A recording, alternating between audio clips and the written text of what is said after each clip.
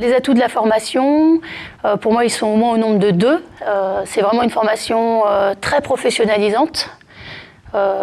Et aussi la qualité de son équipe pédagogique. Pour la partie professionnelle, c'est quand même plus de 40% des enseignements qui sont assurés par des intervenants professionnels, qui soient bien sûr administrateurs ou responsables de public, responsables de communication, graphistes, chargés de mécénat, enfin voilà, tout un ensemble d'acteurs de la profession qui interviennent dans la formation. À côté de ça, il y a bien sûr un stage long.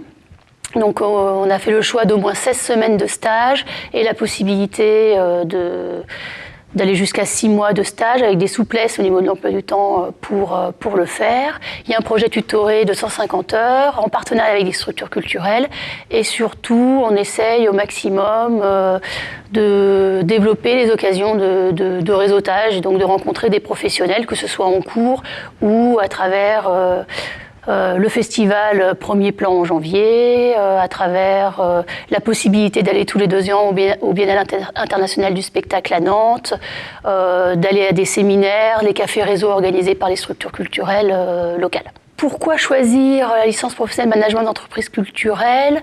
Je dirais déjà parce qu'elle a fait ses preuves. Voilà, ça fait 10 ans qu'elle existe.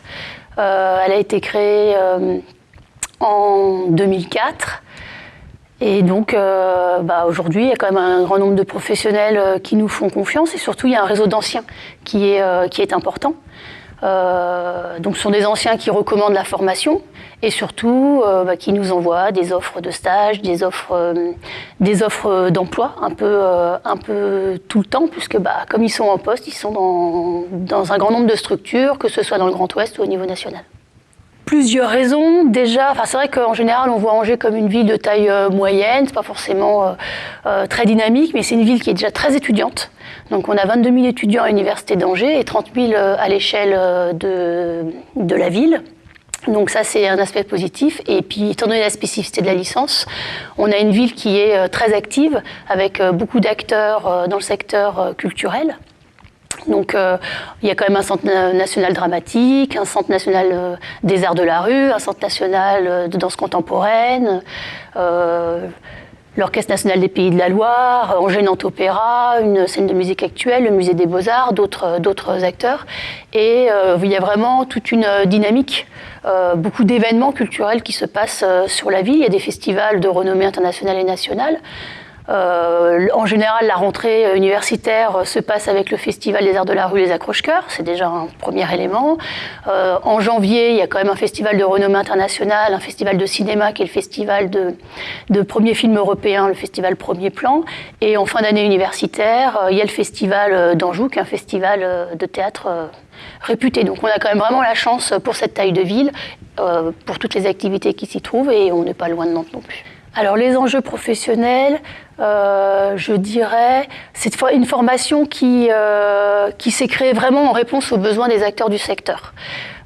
C'était un contexte de professionnalisation du secteur culturel et il y a vraiment eu la manifestation des professionnels.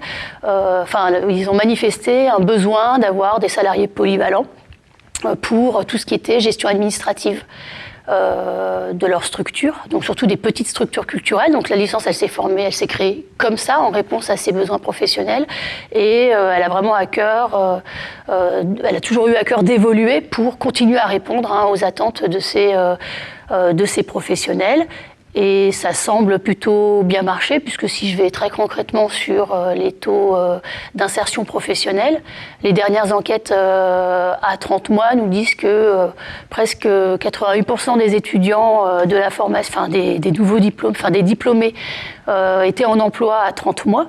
Sachant que ceux qui ne le sont pas avaient eu un emploi sur la période correspondante, puisque bien sûr il y a des CDI, mais il y a aussi un ensemble de contrats plus temporaires, et donc il y a des périodes d'emploi et de recherche d'emploi aussi dans les carrières professionnelles des diplômés de la licence. Donc étant donné, j'ai envie de dire, la difficulté du secteur, le contexte économique, c'est quand même, je pense, un résultat très favorable, qui m'amène à penser qu'il y a une bonne adéquation entre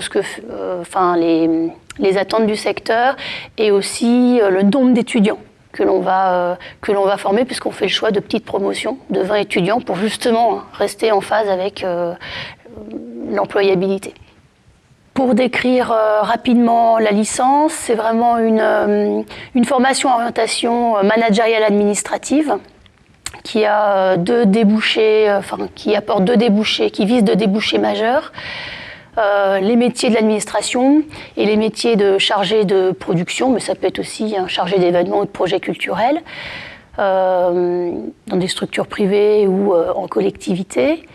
Et en termes d'organisation, c'est deux grands pôles principalement, deux grands pôles de formation.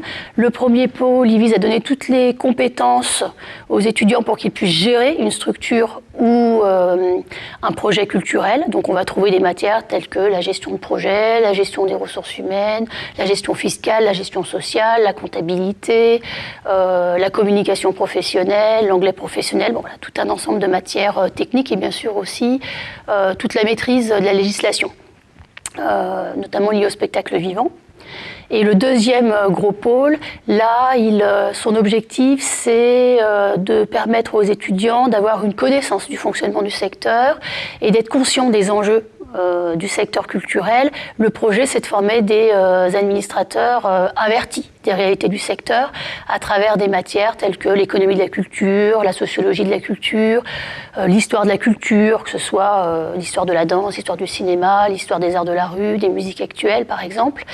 Et aussi un gros pôle là important, un gros cours important ici, c'est le cours de politique culturelle.